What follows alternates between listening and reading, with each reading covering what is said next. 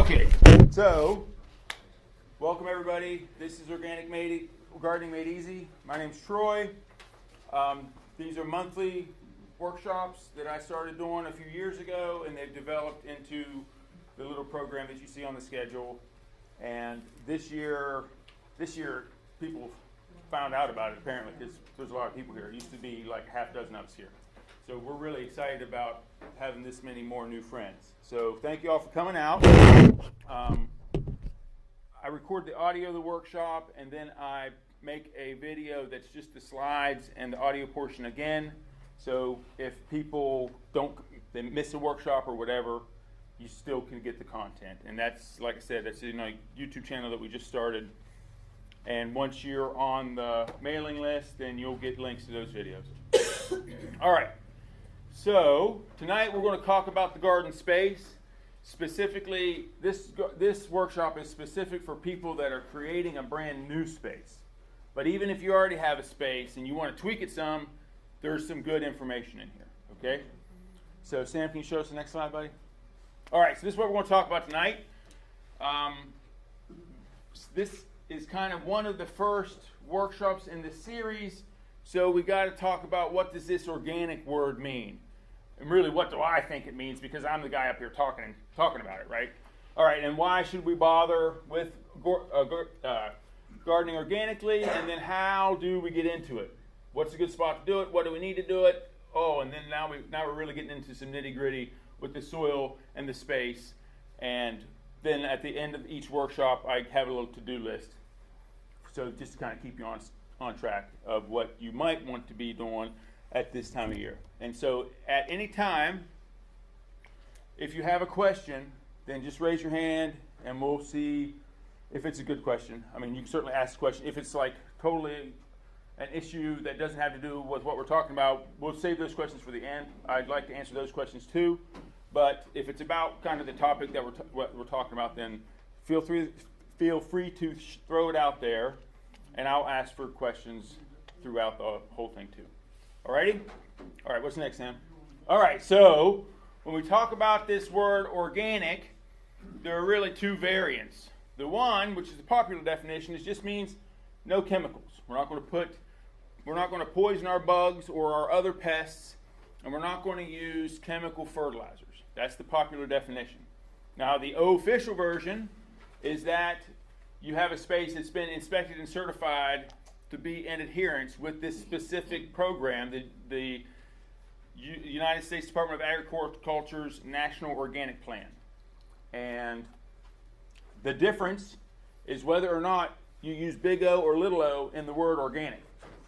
So me as a market farmer, when I advertise my crops, the stuff I'm selling, I always make sure to use that little o, because my stuff definitely surpasses the popular definition, but nobody comes out. I don't pay a lot of money for anybody to come out and see what I'm doing. And that's why I don't do it, because it costs a lot of money. All right, then there's some other words. This thing called permaculture is getting very popular right now.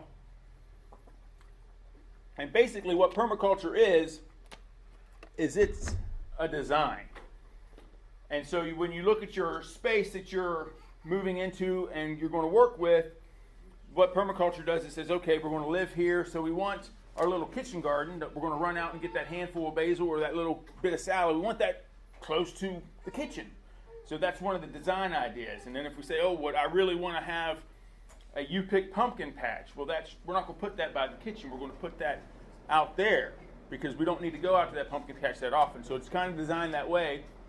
It makes, it does a lot of nutrient cycling or resource. The waste product from one thing becomes an input for another, so that you aren't just trucking a bunch of stuff out or in. And also it makes use of a lot of appropriate technologies like rain barrels or just building a pond, but to make use of more of your space. There's some chairs over here. Okay. All right, and then after permaculture, there's something called biological farming, and it just has a really heavy focus on soil health. So really considering what's alive in the soil, because the life in the soil is what's feeding the life in the plant. And you'll hear me repeat that all this month or all during this workshop and the next. So I really go back to the health of our plants is depending on the health of the soil. And that's what biological farming is really focused on, is making the soil itself healthy. Then there's ecological, and that's looking at the balance of species within your farm or garden space. So it takes into account the bugs and the deer and how those things are interrelating to your corn and your buckwheat and your pea plants. And so that's what it's doing. And it looks at trying to find a more suitable balance there so that you're not fighting against the deer and the bugs, but you can bring those things into a balance. Then there's one that's not as well known called veganic. And it's a lot like organic, but it makes use of no animal products, so no animal manures. That's the big thing, because in organics we get to use animal manure, but in veganics they don't use any animal manure. Seventh-day Adventists, veganic. And then the last one's biodynamic. That's another relatively unheard of system, and it focuses on the farm as an individuality so that it can strive to be a self-sustaining system. It recognizes and makes use of natural and different cosmic rhythms when the planting and the seasonality and that kind of stuff. And there's this whole interesting spray regimen to get your soil ready to make your compost and all these different things. I do biodynamics. If you look at the schedule later on in the year, we talk about biodynamics. So anyway, that's something I really like. Any question on our adjectives? We're mostly going to be focused on what's going on up here, but I'm versed in all that stuff, and can ramble on if you let me. All right, Sam, what's next, buddy? All right, so why should we do it? Most people are interested in organics because they want to be more in control of the stuff they're putting qualitatively into their body. They don't want to eat the cheap stuff that's full of junk. And so I think that's what my gut is, why everybody's here. I don't know. But most folks are like, yeah, I want to learn a little better way, learn a little more about it. That's one thing that the disclaimer is I talk about organics, but that's not my expectation that all of you are going to do organics. What I'm really going to talk about mostly is sensible gardening that makes use of organic principles. But if you get really mad at those Japanese beetles and you come in and say, I got the bag of 7 dust, I'm not going to dismiss you from the room because the Japanese beetles are tricky. So anyway, everyone needs to know that. But I mean, most people are going to try to avoid the 7 dust because, I mean, you're putting poison on your food when you do that. So I mean, most people aren't into that. So it also has a nice environmental. It's less bad for the environment. So it's not going to put as much poison in the soil or in the water. And we're going to talk a little more about that in a little bit. What's next, Sam? Oh my, here comes the rant, Sam.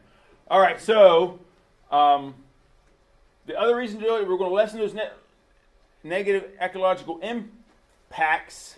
And those negative impacts are the killing of our beneficial insects. Now, June's workshop is all about weeds and bugs. And the bigger half of it is about bugs. And we'll go through this long list of bad bugs. And it's the ones you really have to be worried about. But there's only 12 of them on that long list. And then there's this other equally long list of bugs that you do want in your garden. And most people who don't know any better think, oh, bugs in my garden must be bad. And it's like, well, actually, less than 10% of the bugs in your garden are bad, unless things are way out of balance.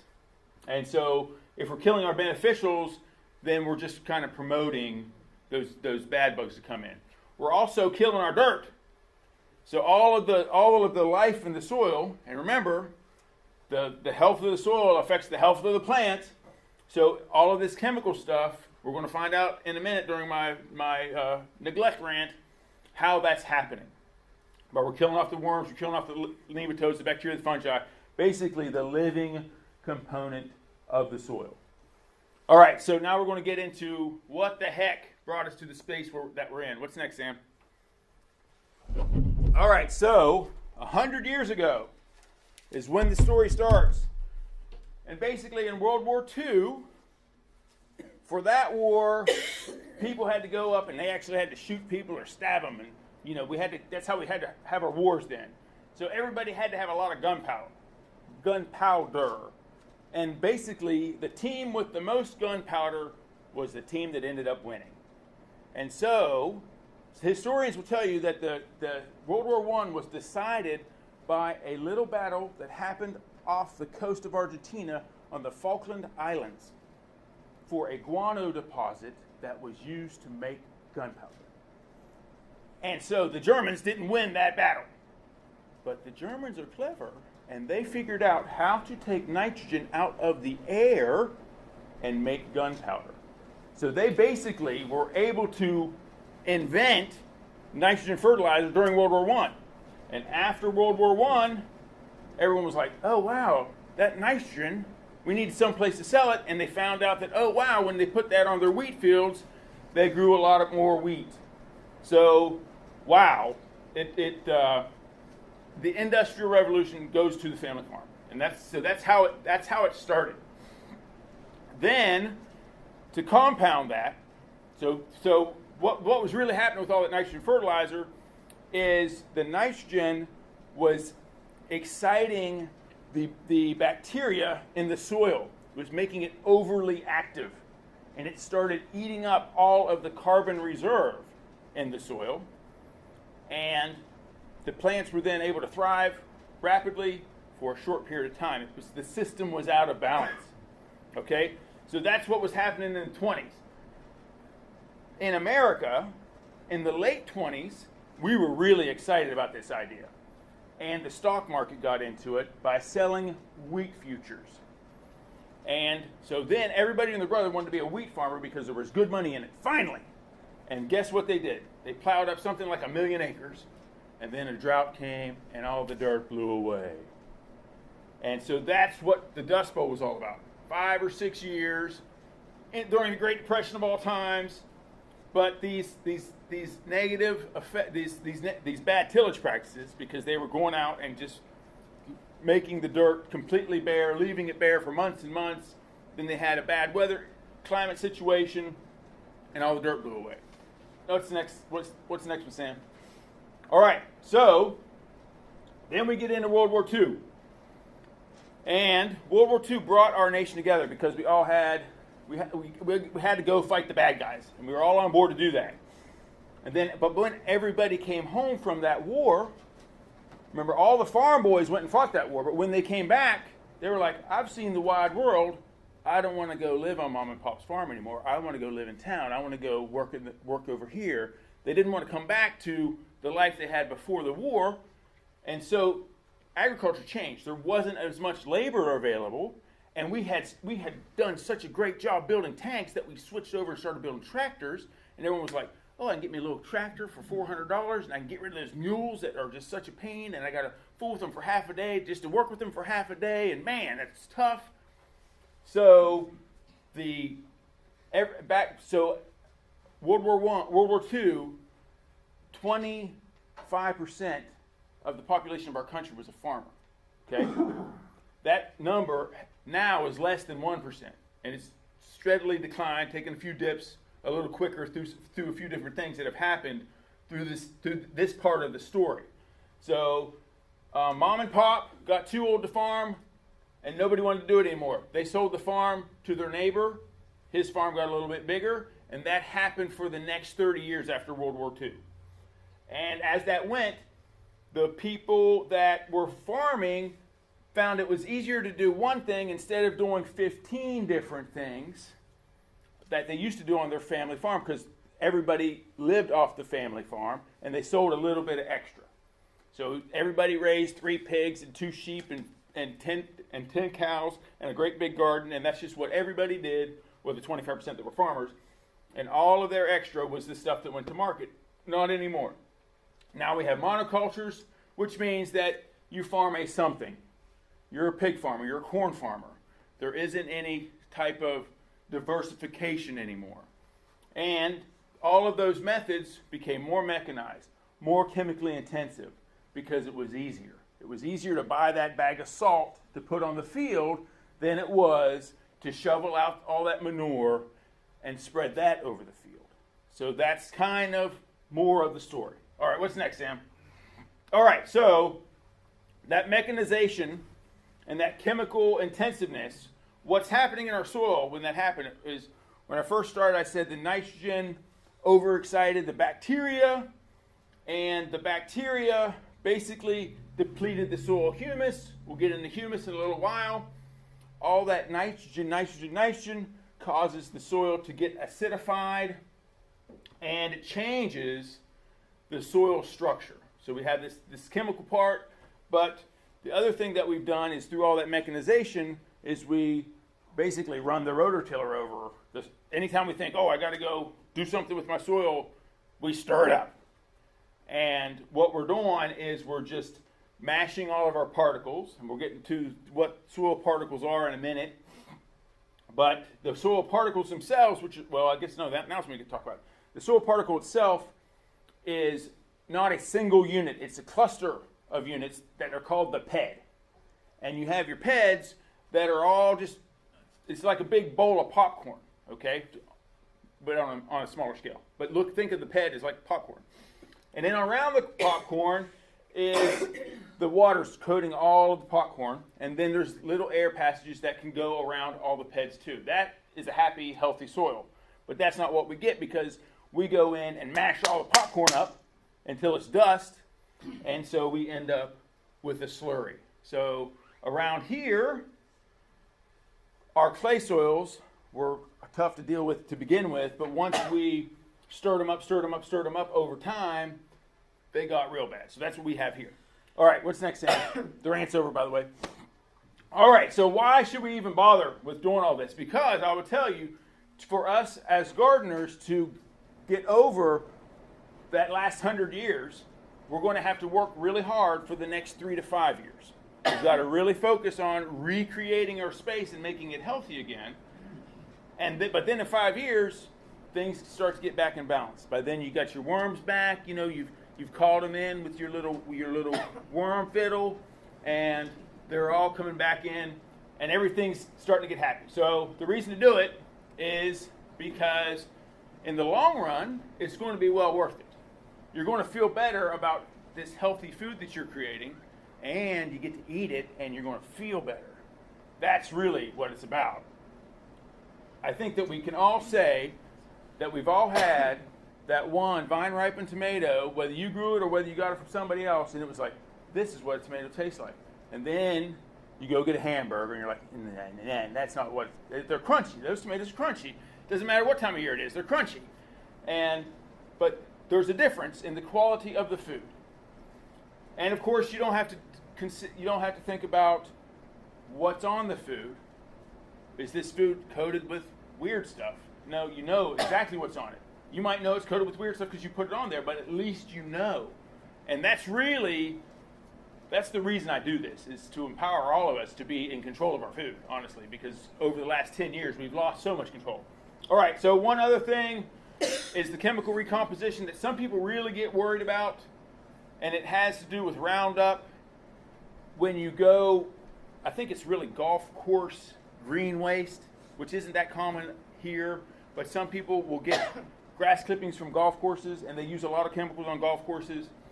And so if you have Roundup that's on the organic matter that you're bringing in, and then you put phosphate fertilizer on the Roundup, it remakes the Roundup.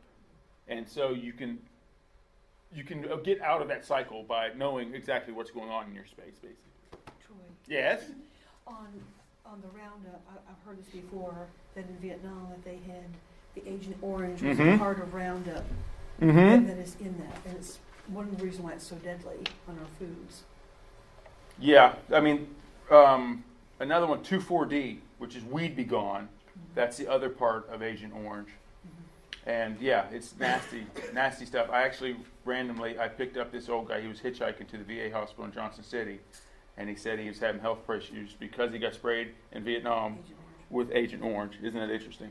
But yeah, so I mean, there's some nasty stuff that we don't know about yet because we haven't poisoned ourselves long enough to realize, oh, that's given us some weird cancer. What is NEN? What is what? NEN. The net effect of neglect. Sorry, that's all that was. What the whole rant was about. She came in later. Yeah.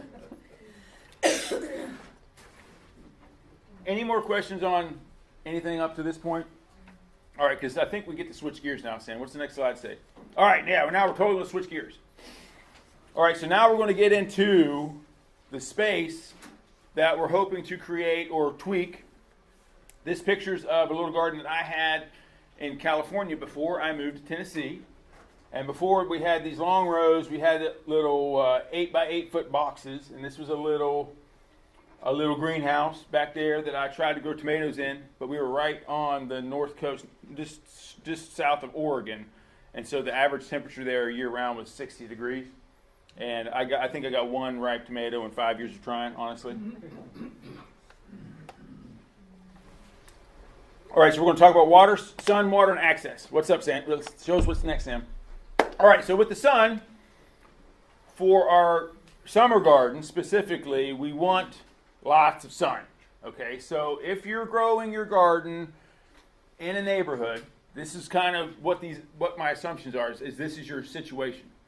If you're not growing it in your neighborhood and you got a great big field somewhere, then it's good information just so you know it. But you need 8 hours. Hopefully you get 8 hours of sun at your space. And the way that you can figure that out is on noon, on the spring equinox, which is coming up on March 21st, 22nd, whenever it is. If you go out at noon on that day, that's really close to solar noon. And solar noon is when the sun is above the south point. Now, you can figure that out with an almanac. You can figure that out with a compass and your watch. But what you do on that day at that time is you go out and you figure out if you have 120 degrees of sunlight. And 120 degrees is about this much. Okay, so you got your arms held out, not totally wide, but mostly wide. That's about 120 degrees of sunlight. And you go out at noon and you look at your fingertips, and if you can see something inside of that space, you might not have enough sun. So if you've got a tall tree or house or a building or something, you got to kind of think about it. And not that it's unworkable, but you just need to strategize how you're using that space. You might not grow the greatest okra if you tuck your okra in a damp corner that doesn't get any sun, but 4 hours a day. All right, that's really, so we just have to know what we're dealing with to manage it better. What's next, Sam? All right, so we are going to need access to water. Now, rainwater is the very best if we can get rainwater. The amount of water that we need is probably more than you think. So, rain barrels are a nice idea.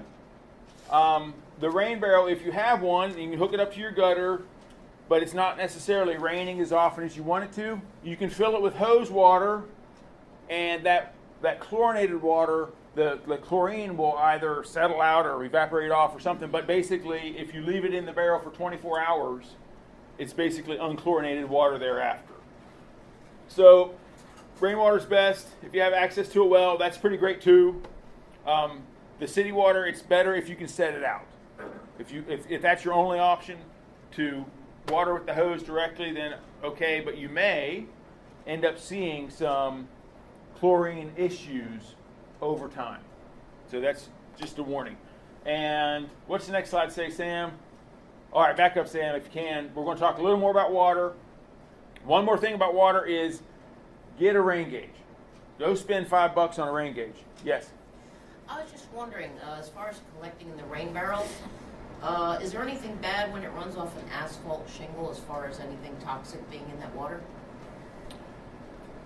Everybody's going to give you a different answer. So I'm going to say there's probably something in there that you would want to be aware of, whether or not it's something that would bother you or bother, it really depends on, I've heard, people that are like, oh no, I want pure water.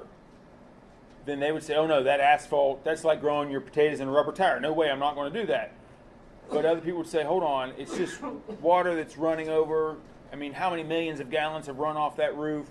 So it depends on that's my thought. Depends on how old your roof is. If your roof's more than 3 years old, all the nasty stuff's probably leached out already. Not to say there's not going to be a little bit more. Is it enough to be worried about? Probably not. Choose your battles. Yeah. Don't plant potatoes and tire though. All right, and so the rain gauge. The reason you want a rain gauge is so when you go out after you heard pitter patter of rain on your roof, you go out the next morning and you can see how much rain there was, because you want to know that you're giving your garden 1 inch of rain per week.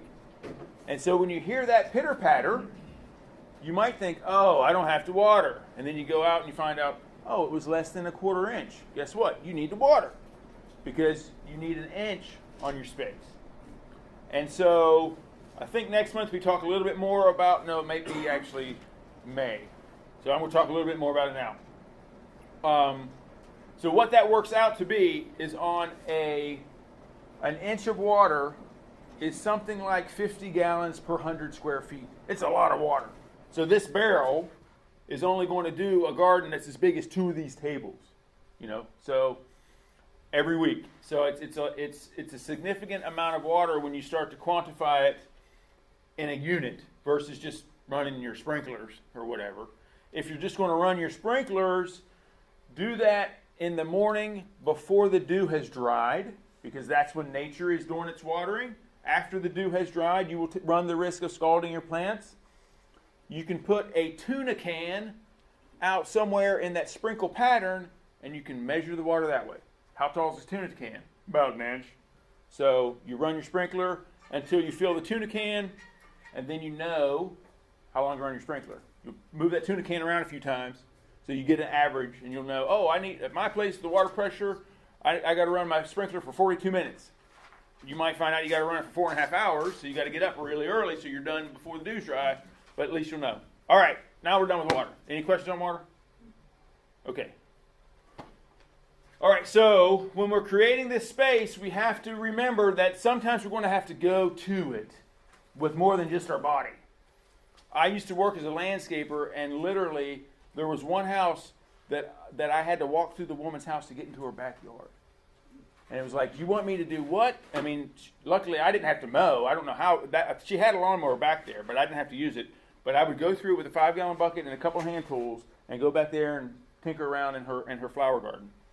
Very strange. So don't set your place up like that, lady.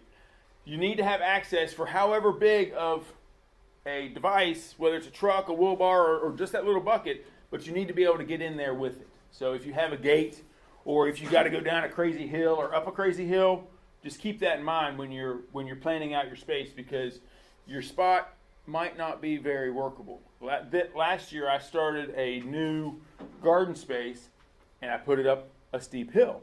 And so I have to be really strategic when I try and drive up there, because I'm going to end up with a mud track if I don't do it at the right time.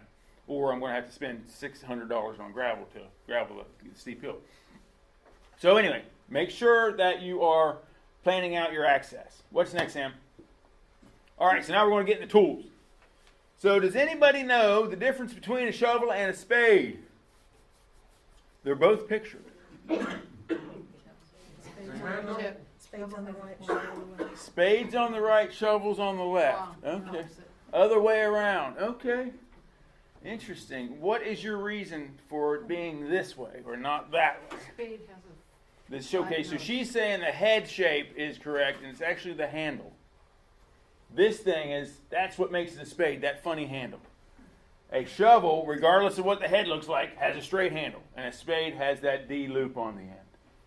Yeah, there's some really important stuff. There's a quiz on this at the end. So. All right, so we got some nice digging tools. Okay, if your space is small, this could be, that shovel or that spade could be your primary tillage device. On that, when I showed you that slide that had my California garden, literally, that's what I had. I had a soil fork, and I had a shovel, and I had some nifty little hand tools that were, itty bitty, and that's all I had. And it was great because it was a very small space. All right, so some other cultivating things are a soil fork. That's what's underneath this boot. And a tine hoe, that was one of my favorites. It's just a little narrow 4-inch wide, 4 little teeth that come down. Really nice at uprooting young weeds in loose soil. Then you got your regular hoes, which are of a few different types. I will tell you that I have not seen a decent hoe for sale in McMinn County. Just so you know, don't waste your money. Get online. There's a brand of hoe called the Rogue hoe. That's the hoe you want. It's made out of old Haro discs. They're hand forged. They're reshaped into this, and they got a nice long handle, so they're more ergonomic. You're all hunkered over. And there's a whole bunch of different hoes.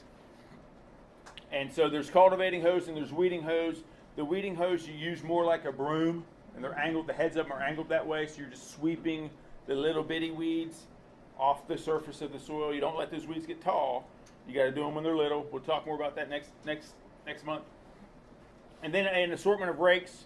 The nice stiff garden rake is nice for leveling and shaping soil, and then that sweep rake for moving loose debris. Yes? Can I get the name of that good hoe again? Rogue. R-O-G-U-E. Okay, thank you. And you can go to their website, and they kill you on shipping because it's a daggone hoe. Good hoe, though. Yeah? You got a recommendation on a good garden rake? On a good garden rake, you know, I special ordered one. It was a great big wide thing, made of aluminum, broken. I went down to Lowe's, got that $22 rake, still have it. So, I mean, I wanted that real wide one so I didn't have to do two swipes, but it didn't last. So, no, I can't recommend a good one. The Cobalt brand at Lowe's is the one I'd recommend because this is the one I use. All right, what's next? Ooh, more tools. I love tools. Okay. So, in our garden, beyond that stuff that we get to play in the dirt with, there's more stuff to do. So in these small spaces, we have to really consider growing vertically instead of just letting things sprawl. And so having a trellising strategy, whether it be a tomato cage or a little cucumber bean TP or whatever, but that's still in our toolkit. Going to have to go into the garden shed. So we don't want to forget about those kinds of things. Then there's some harvesting stuff, right? Hopefully by May or June, we're going to actually get something out of all this work we're going to put in between now and then. So when we go out there, we have to have some sort of a container to put our goodies in, and having a knife or a pair of garden shears is handy to do your harvesting with. All right, any questions on that? All right, Carolyn's got a question. Go ahead. So if we have a large space, Okay. lots of stuff in there, Yes. do we have to have trellises for the cucumbers and everything? Depends on the cucumber. So I grow 4 varieties of cucumber. I trellis one of them because it makes a long cucumber, and if I don't trellis it, it coils like a snake. Right. And people don't like the snaky cucumbers. But the little picklers, they don't need a trellis. I grow this round one. It's called lemon, little yellow round one. They don't need a trellis. So the big ones, I need something for my pickling, I don't need. Not for the pickling. All right. If you've got a cucumber that's more than 8 inches long, and it's supposed to be, then think about a trellis. Okay. But those are going to be like the Asian, or the English Telegraph is another one I'm trying out this year. Okay. But yeah, if the long ones, yes. Unless you're like, I got a tiny space, but you've got lots of space. So just get more mulch. Just get more mulch. All right. Mounds versus Mounds trellis? of, we have mounds of space. I don't do mounds. I don't do the hills. I just set for cucumbers specifically, I set them at 6-foot rows so they have plenty of room. I get lots of leaf mulch, and I lay down unprinted newspaper or feed sacks, put the leaf mulch on top, and I have the prettiest little cucumber patch. I mean, it's just a pleasure to go out there and hang out with them, honestly. But then I also have the ones that are on a trellis. I use a netting, and so, I mean, I'm doing both. But this year I'm going to switch it up with my cucumbers. I'm going to do them on 8-foot rows. I'm going to plant beans 3 weeks before I put the cucumbers out. And by the time the cucumbers need that bean space, the beans will be done. Okay. So I'm switching it up just a little bit, and I'll let you know if it worked out or not. Thank you. Okay. What's next, Sam? Oh, more tools. Awesome. Okay. So we're going to need a way to move things around, whether it's a big load of compost, whether it's all of those winter squash. It kind of goes back to that container, but you're going to want to consider a wheelbarrow, a couple buckets. You can get buckets for $1 from Mayfield, and they're food grade. They smell like strawberries usually, but they're good, clean buckets. And the strawberries weren't in them. The strawberries were in a sack in the bucket, so food never touched it. I don't know why they smell like strawberries, what they do. All right, so we got our transport to move things around, and we're going to want a sprayer because there are some really great organic methods that make use of a sprayer that are good for your space. Whether it's a soil conditioner to bring in those beneficial bacteria, if you don't think they're there yet, whether you ferment dead bugs that were causing you problems and then spray those in that space because those bugs that are there don't want to be around their dead relatives, or whether you're making some fertilizer teas and doing a foliar application early in the morning. All of those things require some kind of nifty little sprayer. I get mine cheap at Tractor Supply. And they have the little bitty quart, 2-quart ones, and then the gallon, 2-gallon ones. And I usually get the 2-pack because I use the heck out of them. But, I mean, that's something to put into your toolkit. Any questions on tools? Because now we're going to switch. Go ahead, Carolyn. I'm sorry, I never understand fertilizer teas. Oh. I never did it, I could never understand it, I'm sorry. So the basic strategy, so we're going to take that, so when we have a fertilizer, specifically an organic, Animal poo-poo. or even something like animal manure, Right. for the nutrients in that to become plant available, a bacteria has to eat it. Okay. And we're actually going to talk about that in just a minute. Oh, wow. Yeah, we're totally getting into it. And so with the idea of fertilizer tea, and we go back, we could do it, we talk about it again next month, Okay. is that we are giving those bacteria a space and we're controlling them. We're basically in the bucket. We go out, we stir it every day to give them some air. And then we've got this nice handy dandy, which is an organic nutrient solution. That's the only way we get them. Okay. And then when we pour that, we water things with that. Okay. That plant can immediately say, ooh, I love it. Otherwise, with the organic fertilizers, it has to go through that digestive process in the soil, which takes 4 to 6 weeks. Okay. So if you need a boost, then a fertilizer tea is the way to go. Okay. All right, so now we're going to talk about the soil. That's the rest of what we're going to talk about is the soil itself, and then how do we create a nice soil in our space. All right, so the soil has some physical components that are sand, silt, and clay, and then there's some water in there, and some organic matter, and then some bugs and some other stuff. And we're going to get into this other stuff in a minute. But what is the function of the soil? So in college, my freshman year of college, I took a horticulture class, and that guy, he said that the function of the soil, and he didn't call it soil, he called it media substrate because he is a greenhouse guy. And he said that the purpose of it was to anchor the plant, hold the water, and hold the nutrients. And that's all the purpose was in his class. Now, I've learned a little more since then, and I will say that all of our helpers are what's living there, are the worms, the bugs, the bacteria, and the fungi. And so our little picture here has all those helpers doing their jobs. Alrighty, so what's next, Sam? All right, so when we start to think about organic soil management, we have to keep in mind the thing I've been saying all along. We have to be concerned with the health of our soil because that's where the healthy plants come from. If we're in the mindset of, oh, I'm going to go out and I'm going to fertilize my plants, then you're looking at the short game. The long game is the soil is feeding the plants. And if you think about it that way, and you think about what do my worms need to be happy, your worms are going to make your cucumbers happy. Because that's what they do. That's all they know how to do, is go around, eat stuff, poop it out, and that makes the cucumbers happy. All right, so this is a natural and agricultural soil food web. So we have these animals that are eating the plants and making manure. Whether those animals are deer and chipmunks or whether they're sheep and goats, that's what's happening in all over the place.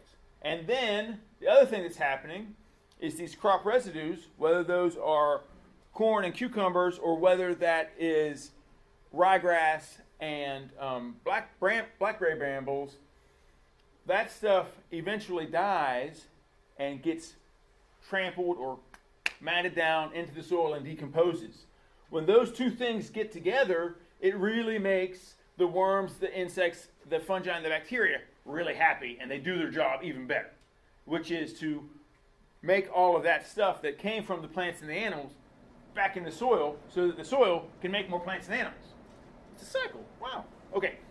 So the plants are actually drawing their nutrients from the product that was the worms, insect, and fungi, which is humus. Okay, so the next slide we're going to talk about humus. Oh my goodness. All right, so humus, you guys read the slide. I'm not going to. Humus is this brown jello-like stuff that coats those soil particles that we saw earlier on. Where the water was, well, the water is really just hydrating that jello. If you have a good humus content in your soil, then the water gets held by the humus. The soil will more slowly dry out as the jello gets more leathery. And then when it rains, it fattens back up. So, but the plant available nutrients are held in the jello. That is the humus. Does that kind of make sense? All right, so what else is the jello doing? It's helping all of our little soil particles stay at the spacing that is happier for all of the things that are making the humus. The worms are happier because they don't have to fight their way through that heavy clay. The fungi can send their mycorrhizae out easily. And it's got lots of great stuff in it because it's basically everything that the biology in your soil is digesting, which is everything that's digestible. And of course, the worm's like, oh, I feel like I need a little bit of extra zinc. And so it'll yank that off the clay particle where it's locked in there tight. But the worm can get it. And then once it goes through the worm, then the plant can get it. What's the next one say, slide? Or Sam? Oh my gosh, we got to plug in the computer. All right, so how do we get some of this humus stuff? And the quick and easy answer is worms. Now, that's not the absolute long and honest answer, but it's the quick and easy answer. All right, worms do a great job at digesting that organic matter and eating all those other microorganisms. That's really what they're feasting on, is all those other microorganisms that are eating the organic matter. All right, so this bag of stuff in the corner is earthworm castings from a worm farm in Etowah. And if you put those put that in Google, and I bet their website will pop up. Earthworm castings, Etowah. It's going to come up. I used to know exactly who it was, and I forgot. I'm sorry. But if you want to get a bag of earthworm castings to kind of jumpstart your system, might be a good idea. Would I say become dependent on earthworm castings? No, I wouldn't tell you that. But if you're creating a space right now and you want to be a little more successful, a bag of earthworm castings would probably help. What I do think you should do is I think that you should call the worms to your space so they're always there making earthworm castings. All right, and so how do we do that? One of the easy ways to do that is to re-inoculate your soil with the microbiology that the earthworms are attracted to. Okay, and that's what this little cartoon is showing. And then one of the easy ways to do that is through the biodynamic sprays. That's what's here in the corner. It's a little product. If you want to get some biodynamic stuff, there's a website called Earth Legacy Agriculture. Send them an email and tell them Troy Teets sent you, because they know me. And they'll either laugh at you or say, okay. If they laugh at you, then let me know and I'll try and help you out. But they're good people. Everything I know about biodynamics, I learned from them. And so I'll certainly plug them. But that is basically a microbiology, a microbial spray that you could put on your soil in the spring that then the worms are like, yay, I want that. So that's what the cartoon's talking about. We put the microbial spray into the water and we stir it. Then we spray it on the soil. The worms say, oh man, that's like a steak dinner. And then you got big, fat, happy worms. What Yes. was the name again? Earth Legacy Agriculture. Where do you put the spray? You put the spray on the soil. Oh, right on the soil, okay. Right. You're spraying out bacteria. On the compost. Or you can put it there too. Okay. I'm just trying Yeah. to- Okay.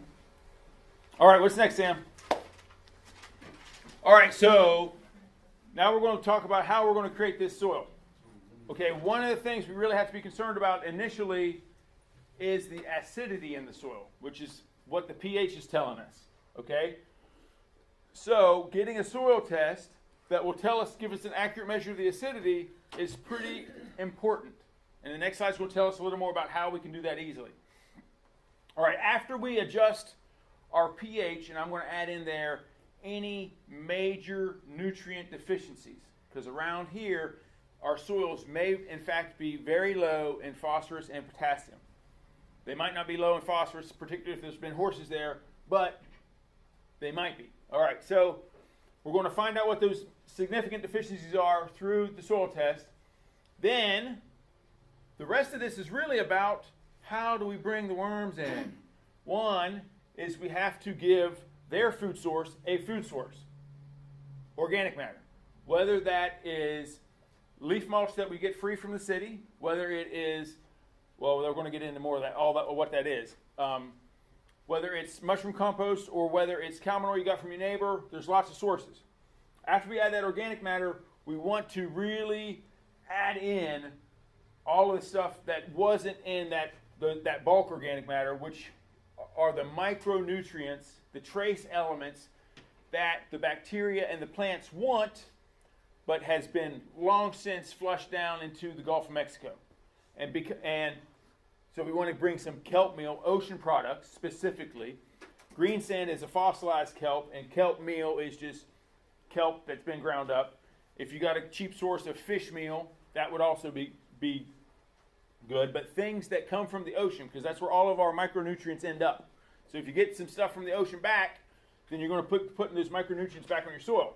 And then we have to go out there and very cautiously and deliberately stir things up to put some air back in the soil and make it so that the water can get into the soil and not just run off of the soil. So that's what we're going to do. That's why we're aerating. And then more than likely, the first few years, we're going to have to be deliberate and we're going to have to feed the plants. For the first few years, we're going to have to feed those plants. Even though I'm telling you, we've got to feed the soil. For the first few years, we've got to do both. All right, what's it say, Sam? All right, so the pH. You can do a soil test through the extension office over on College Street. Troy, Yes? the price on that went up this year. Oh, what did it go up to, Matt? Do you know? I don't It recall. was Oh. $15. Really? 15. The cheap test is $15? That used to be like the deluxe test. Okay, wow. You can also go to the co-op. The co-op is $9. Do they do it in-house? No, they send it out. It's a week. You wait a week and they tell you what you can and can't. All right, well, let's change the side. Say co-op, $9. $9. Okay, because that's definitely so I'm going to qualify both of those answers, Okay. whether it's UT or whether it's the co-op.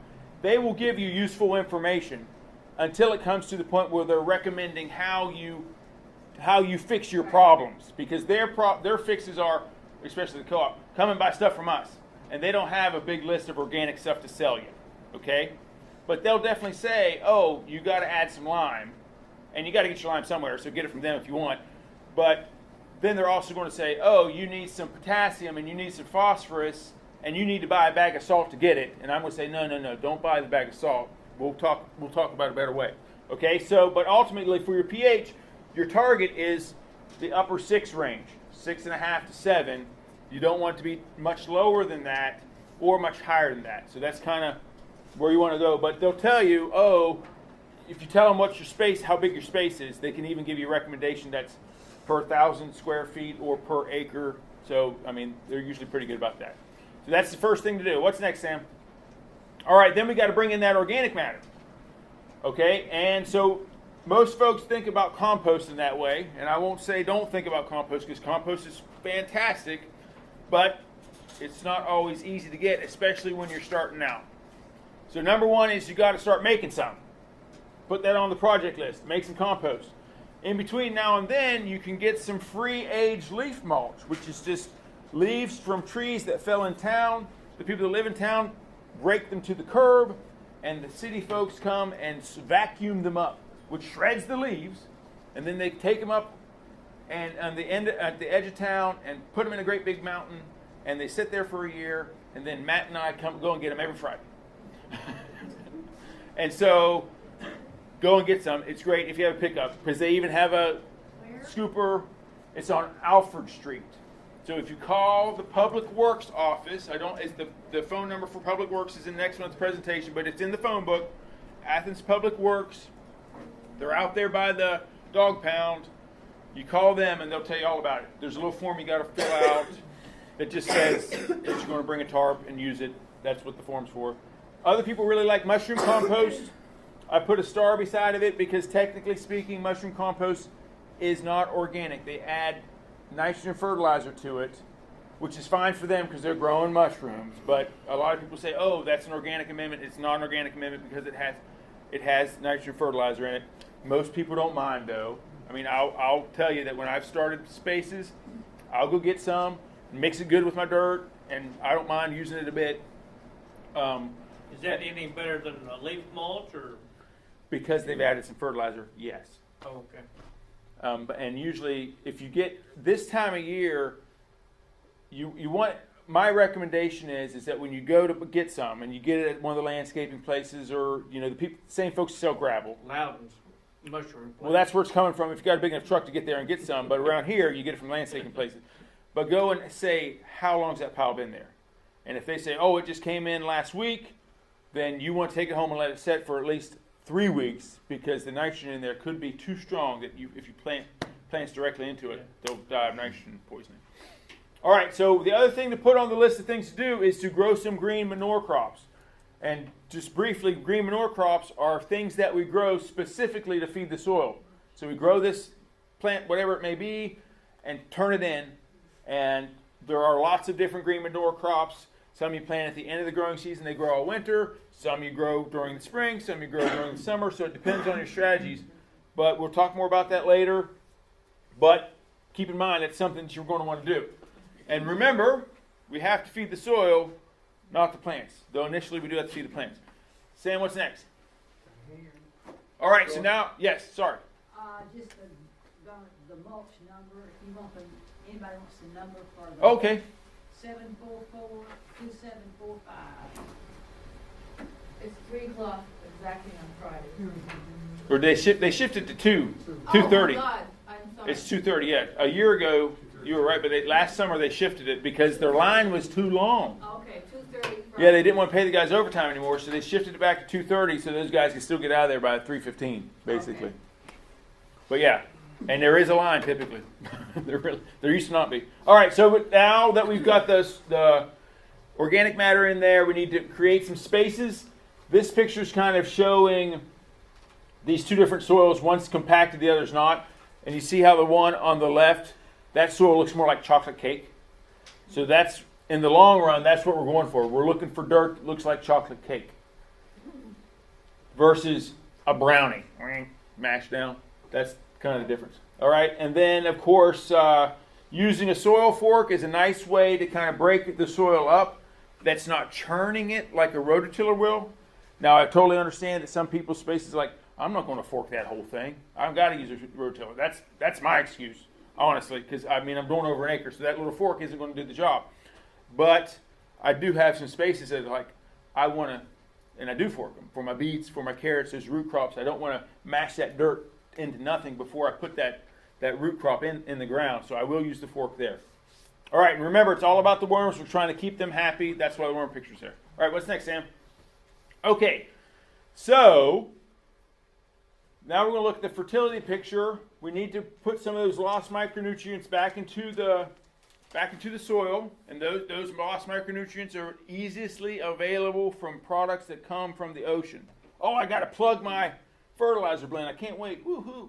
And then the other thing we have to do is, now that we've created this awesome space, we have to put in the worm buddies, inoculating with the beneficials. Okay? Now, if you don't want to call my buddies in Virginia, the Earth Legacy folks, then that's fine. Go get a bucket of cow poop.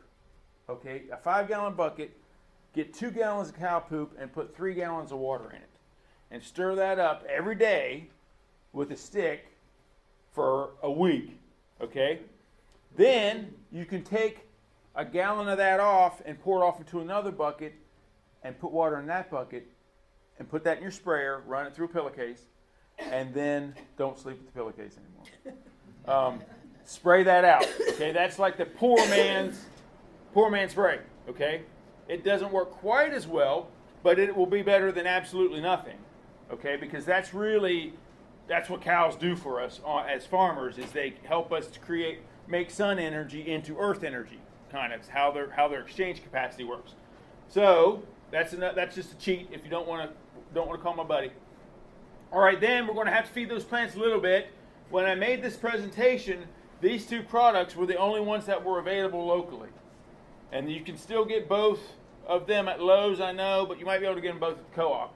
But I will tell you that you will get a much better deal if you get this Seed Library fertilizer blend that I have worked with BD Fertilizer down in Cleveland to develop. I happen to bring 10 bags tonight. They're $18 a bag. They're 40 pounds. That stuff is half the price of this stuff. This only comes in a 16-pound bag, and it's $16 at Lowe's. That's their deal. And so when I was developing my mix, I said I have to be significantly cheaper than that, or else everybody thinks I'm just scamming them. And I'll tell you that I'm selling it for $18 a bag, but when I went down to Beatty, I paid it $15.25 a bag for it. And the library gets the difference. So it's a fundraiser for them. That's why we're doing it, just because they let me stand up here and talk to y'all. So if you want some of that, I've got some in the truck. Like I said, 10 bags. A couple of you emailed me and said, save me once, and I did. All right, what's next, Sam? All right, so I talked a little bit about this last month, excuse me. I'll talk about it a little more this time. If you're growing a garden and you have too much food, or if you are really interested in growing food for people, if you're interested in growing healthy food for people who could use it, then this Plant a Row for the Hungry project is something that you might want to get involved with. Now, you can Google Plant a Row for the Hungry, and they'll take you to a website for this big project of all these disconnected things that are happening all over the country. But basically, what's happening is some people that are growing food are giving giving their food to people that distribute it so that it can get to hungry people. And that's the basic idea of the project. Here locally, specifically, the way that happens is you can get some seeds from the seed library. You can plant those seeds in the community garden, and you can grow that food and give it to the TWC food pantry. Or you can grow the food at your house. If you've got some extra, give it to the food pantry. This garden space at the McMinn Community Gardens is still available, even if you don't want to grow food for hungry people. If you just want the space to grow your own food, call the Y. There's the number. If you want to borrow some seeds, then you can borrow some seeds from the seed library. That's what it's here for. If you want more specifics on that, or you want the whole list of seeds that are available, send an email to that email address. Sam and I today, or actually Sam, planted a whole bunch of transplants that will be available, that we're doing as a fundraiser for the seed library that we try and do every year. So Sam planted a whole bunch of stuff today. We planted a whole bunch of stuff 2 weeks ago. Tomatoes 2 weeks ago. Anyway. So there's transplants coming. But if you're going to be part of this project, we'll give you some, basically. All right, Sam, what's next? Sure. Yes? You have a list of the transplants that'll be available? Maybe, not yet. But yeah, I mean, we might be able to think of a few that we planted today, but the other stuff, I'm sure I can't remember. But I will tell you that it's mostly heirloom varieties that fit in with the mission of the seed library. And I am partial to tomatoes. Today we did a bunch of leafy green stuff. There will be some cucumbers and squash, popular heirloom varieties. And that's probably some eggplant, because I got too many eggplant. I know that. So peppers, maybe some peppers. Hot ones. Thank you. All right, any more questions on that? Okay, February. Okay, February. Here we go. So this is what we should have done last month. If you haven't done this stuff yet, then do it this weekend. Then you'll be all set. All right, so we wanted to look at our perennial spaces, whether that's ornamentals or whether that is food stuff, but all of those weeds that we didn't worry about pulling at the end of the year last year, it's time to go pull them. So we want to finish weeding the perennial and overwintered plants. March is definitely the time to get real busy starting seeds if you're going to start seeds. Okay? If you're going to do potatoes, it's time to get busy with potatoes. And pretty soon we're going to have to kite them, which is just cut them up, let them dry out a little bit. And we'll talk more about that in a moment. And then if we're going to put some early stuff out like cabbages, broccoli, etc., we need to have stirred that dirt up a little bit so that those spaces are ready. All right, so that's what we should have done last month. What are we supposed to do this month, Sam? All right, so we better get, like we said, real busy starting seeds. And the stuff that we consider spring stuff, like your broccoli, your cauliflower, that kind of stuff, the time to start that is coming to an end. We're getting close to the time of you better just go buy a transplant because you're not going to have time to size that transplant up and get it out, grow it out before the bugs just descend and devour it. Okay, so on that cold season stuff, think about buying a transplant. But if you're thinking about your hot season stuff, keep in mind that we have 200 varieties of tomatoes you've never heard of at the seed library. So if you're a geek about tomatoes the way I am, then think about borrowing some tomato seeds and growing a few. There's some really cool ones.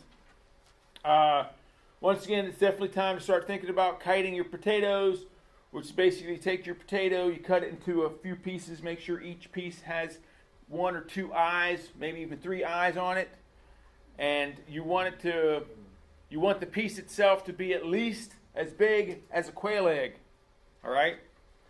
And you're going to let those potato pieces sit out in the light because that's going to activate the eyes. They're going to be like, oh, it's time to wake up. And hopefully you've already got little eyes sticking out on your tater starts. But that's what kiting's about. It also helps it to release its excess water. Some people just throw taters in the ground, and you can certainly plant potatoes that way without cutting them up. But when you dig your taters up, you find that old weird mother potato, and it might be weird inside. So I like to cut mine up just because then you don't find anything. It rots away. All right, and then anything that you might have overwintered, like that perennial stuff, like your blackberries, it's time to start thinking about, we got to side dress that stuff, feed it a little bit. Here's some stuff that you can direct sow: radishes, turnips, all that spring stuff the seeds are too tiny to worry about transplanting, where you got to grow a whole bunch of them to get anything like those. It's time to, and that soil that was nice and cleaned up last month, it's time to go sow that stuff. Sam and I are going to do that next week. Actually, all this stuff is on our list for plant next week. And it's definitely time to go get some onion sets and put that stuff out around the same time that we put the potatoes out. But cold nights coming up, 27, 24 degrees next week. So all of those little transplants are going to want to have a blanket put over them. An old sheet works great. I've even seen people just use an old piece of plastic just over the night to help keep the frost off of them, hold in a little bit of heat. But definitely, if you got that stuff out this early, you got to be aware that those really cold nights, dipping into the 20s in particular, that stuff's not going to be happy. Okay? What's next, Sam? All right, so next month we're going to do planting. There's lots of ways to find us. We have an email list. Hopefully you signed up for it. If you didn't sign up for it and you want to, come and put your address in this computer. We have a Facebook group if you're on Facebook. The link to that is in the email. The Community Gardens has a Facebook page. You can come check that out. What's the next slide say, Sam? All right, thank you again to everybody that donated seed to the seed library. If you're going to start some seeds, definitely get some from the library. It's an awesome opportunity. Yes? Tomato seedlings, is there a way to make their little stems a little more hardy? I've heard fanning them. I've got some tomato seedlings about that Okay. tall, and in the past also, it just seems like Are they growing in a window or are they growing under light? they're in a window. Okay. So what I've done in the past is I would go over and brush my hand over them, and that seemed to help a little bit. And I've been fanning them. And So actually touch them. actually, yes. Just just touch them. Just barely touch the ends of like you're rubbing their hair, basically. And they'll feel that. If you can, and maybe you can't, if you can get a spray bottle that has you can adjust the spray settings. You're not just blasting them, and just creating some rain for them. Give them some weather, so that with that jostling, that's a little bit of wind, or that you're creating some wind, create some rain for them. We just built a little greenhouse, so I just put a bunch of seedlings that are that tall into that space, and now I'm able to water them with the hose, and I can already see they're getting tough because they got to stand. Yeah, I'm gonna toughen them up. Could I put them outside during these real nice days and spray them, or let You them might have be able outdoor to. wind? It depends on how much sun they're actually getting in that window, because if you take them outside, they're getting all the sun then, and you could actually scald them, sunburn them. But I mean, the whole process of hardening off the tomatoes when you're getting them ready to transition to the outside. I mean, if you did a little bit of that now, if you just let them go out for a couple hours, if you can remember to bring them back in, that would probably help. Yeah. Okay. I haven't had luck in the past either. I mean, they get spindly. So had mine, and then but I always put them in a little pot first, and then I'll pot them up into a bigger pot, and I put that transplant plug all the way in the bottom. So I bury a lot of that stem, Okay. so that gives it a second chance. And I usually grow them out into a 3-inch pot, and sometimes they're still leggy, and then when I plant them in the ground, I really plant them deep, and then I get rid of all that extra stem. So that's how I've dealt with it. But this year I'm hoping, when I put my trays of tomatoes, they had only about half germinated, and so I'm thinking that as they all come up, I sprinkle them with the hose every morning. So they're getting rained on every day. They're getting a lot of sunlight. So I think this time they'll be tougher, but we'll see. All right, any other random questions? Yes, Matt. Yeah, we're thinking of putting some blueberry bushes in. Okay. Any variety you recommend? The ones that are available are probably fairly suitable to the space. I mean, you can read the tag and they'll be like, oh, this one makes a really big berry. And there's high bush, there's low bush. It depends on how big of a bush you want. I know you got to have a few different varieties. They like a little bit of acid soil. Variety that you would.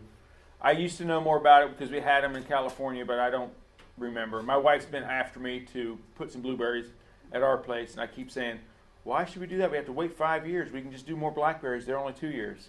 But that's how I think about it. But she's like, I want some blueberries. So I'll probably have to do it the next couple of years for her.